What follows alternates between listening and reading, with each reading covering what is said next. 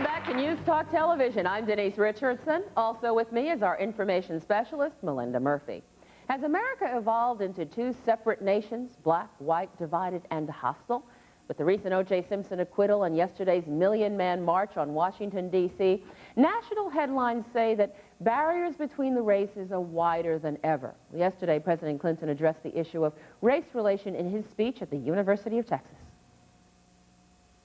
And there is still unacceptable economic disparity between blacks and whites. It is so fashionable to talk today about African Americans as if they had been some sort of protected class. Many whites think blacks are getting more than their fair share in terms of jobs and promotions. That is not true. How do we solve the gap between black and white Americans? Joining us on video call from Los Angeles, California, is Edward Lawson. He's executive director of ProPer Inc., a Beverly Hills, California think tank. It deals with issues affecting America. Now, Edward, why is there a great divide between black and white Americans as you see it? I think the racial divide that exists between black and white Americans is a complex issue. It has many causes. But I think the one critical issue, the one issue that has caused the racial divide to increase more so than any other single event in modern American history is the Reagan Revolution. What you see in the era of race hatred, of bigotry, what you see in the area of intolerance is a direct stepchild of the Reagan Revolution. I think in the observations that you've made thus far, in that we see a focus on this question because of O.J. Simpson, that we see a focus on this question because of the Million-Man March yesterday, is only a testimonial to the fact that since the Reagan Revolution, the conservative movement in America has been systematically rolling back all of the accomplishments of Martin Luther King, of Medgar Evers, of Malcolm X, and that we as a people, as a black people, stand today in America with approximately the civil rights configuration that we had in the 50s. What we gained in the 60s, what we gained in the 70s was rolled back by the Reagan Revolution. Not only have we lost the ground that we gained, but again, one of the critical areas, one of the critical tools of the Reagan approach was that any problem that existed that they did not want to attend to simply disappeared from the media.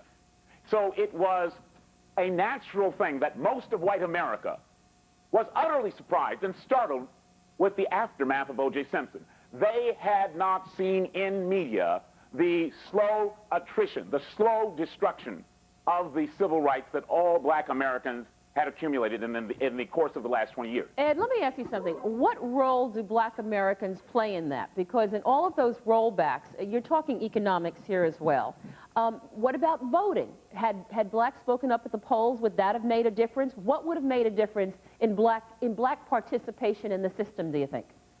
I think the fundamental error is that, one, if we as a people rely upon the media of that same Reagan Revolution to understand who we are, what we were doing, what were the conditions in our community, what were the options that we had at our disposal, who were our leaders.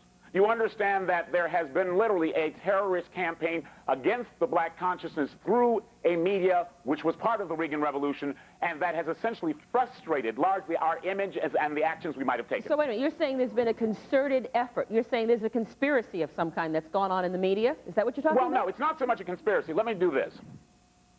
You talk about the need, there were some comments, I think, this morning's papers suggesting that perhaps Louis Farrakhan and the president needed to talk directly. Those kind of observations fail to recognize that those are not the critical parties that shape race relations.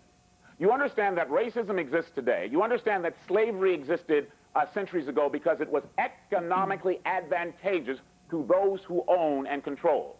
And until those people, the wealthy, the powerful, are brought into the dialogue, until those people, the wealthy and the powerful, are held responsible, you will not see the critical individuals involved in formulating race policy in this country being held accountable. The thing is that the conspiracy exists because this system that we have, this climate of racial intolerance, is profitable to a certain segment of the society. Ed, I'm going to go to introduce our next guest now. Also joining us is Jared Taylor. Now, Jared's author of Paved with Good Intentions, The Failure of Race Relations in Contemporary America. He's also the editor of American Renaissance, a monthly journal on race relations in America. Now, Jared says racism is not an obstacle for African American men. It's simply an excuse for failure.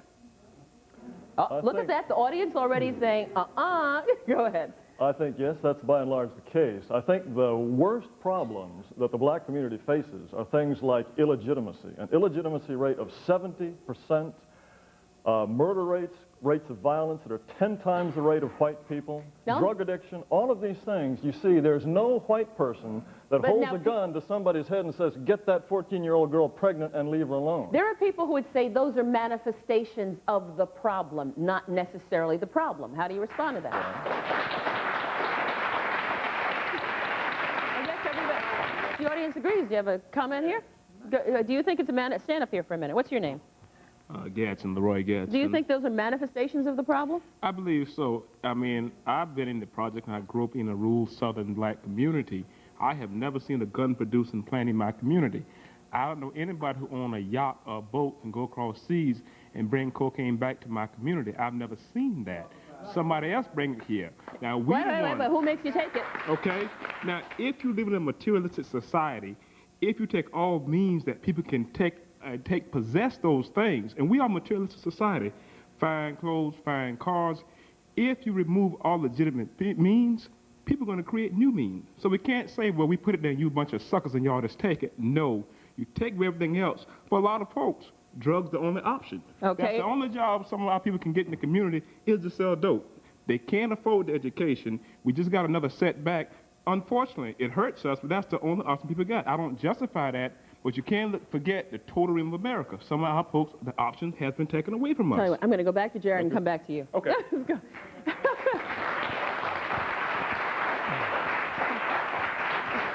Go ahead, Jared.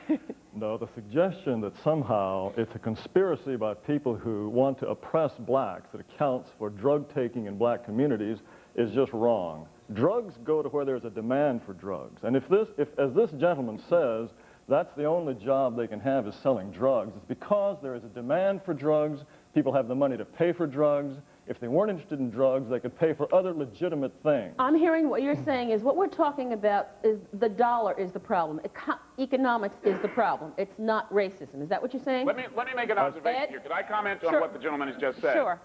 Let me say, ladies and gentlemen in the audience and the rest of you, we may be getting off on the wrong foot. This dialogue is pretending like the average black man is selling drugs. I don't sell drugs. I never have sold drugs. Why is it the media is structured to make the assumption that most of us are selling drugs? Most of us are illegitimate children. Most of us have abandoned our homes. I've never done any of this, and I think we may be letting this gentleman lead us down a dialogue path that makes that assumption about all of you, and his initial assumption is wrong. One. Let